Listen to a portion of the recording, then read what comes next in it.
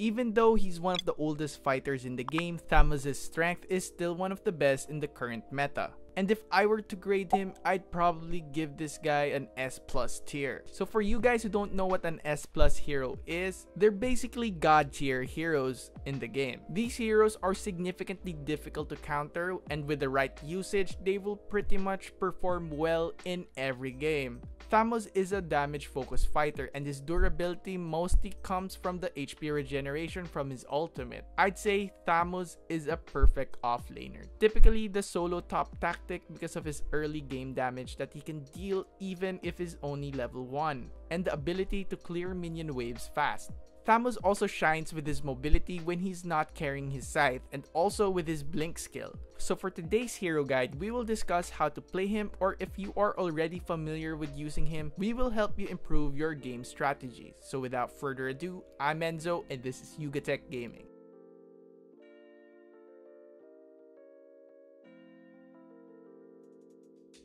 Now, to start things off for the emblem preparation, I used the Festival of Blood talent from the fighter emblem. This talent gives Thamuz an edge throughout the game with the spell vamp that this talent provides. Using an assassin emblem for him is not recommended as this does not suit his aggressive game style, and it also makes him squishy at team fights. And now for the item build, this is the one that I use. Bloodlust Axe is to further amplify his spell vamp from his Festival of Blood talent. Warrior Boots will give him added defensive stats when fighting, and Queen Wings will increase his tenacity when he gets low. I personally think that the Bloodlust Axe and the Queen's Wings are his core items. The Blade of Despair gives Thamuz a large attack increase, boosting both his damage and ability to lifesteal. Endless Battle has a passive that intensifies the damage of his skill plus basic attack combo. Immortality helps Thamuz stay longer in a fight when an engage goes poorly.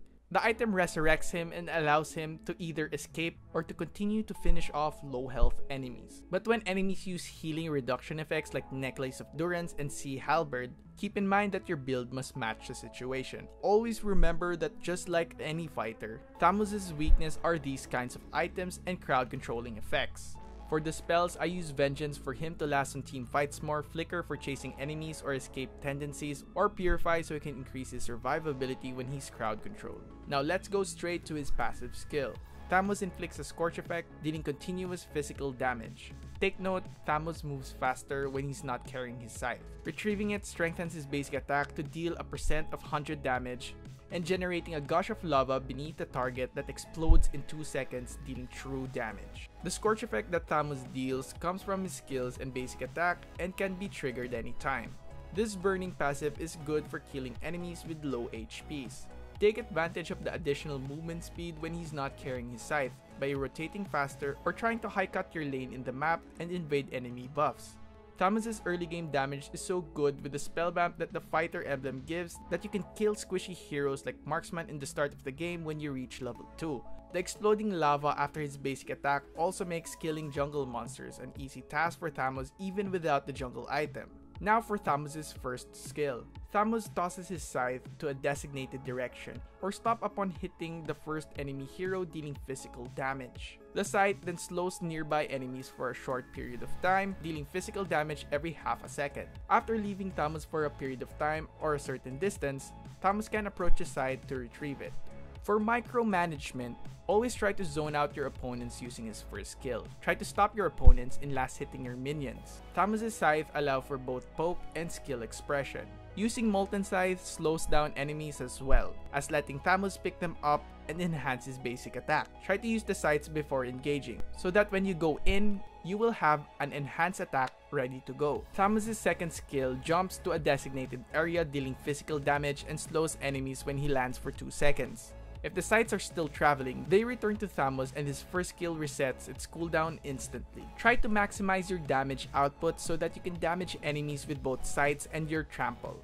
Always keep in mind that the first and second skill gives maximum damage and slow effect, and it's a combo that you will mostly use in team fights and pressuring enemies. Now for his ultimate, the Counterant Inferno. Thamuz sprouts lava stored within his body, dealing physical damage to nearby enemies and creating an atmosphere around him that lasts for 9 seconds and deals physical damage every half a second.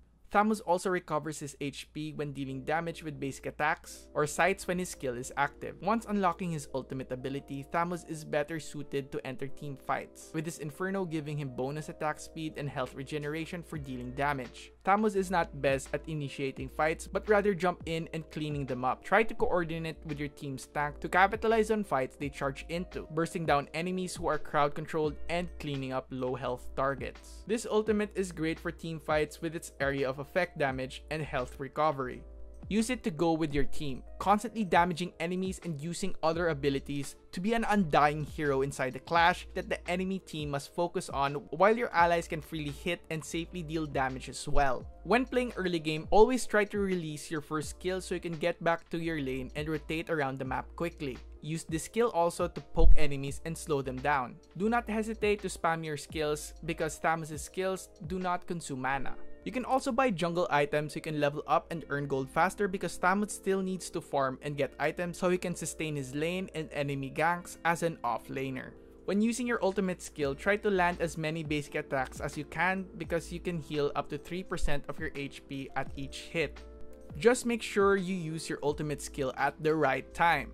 When enemies try to counter you using Necklace of Durance or Sea Halberd, recounter items by building Oracle instead of Queen's Wings. Always take advantage of the Endless Battle's true damage passive by using your basic attack after each skill. Don't rely on your skills alone because your basic attack deals more damage.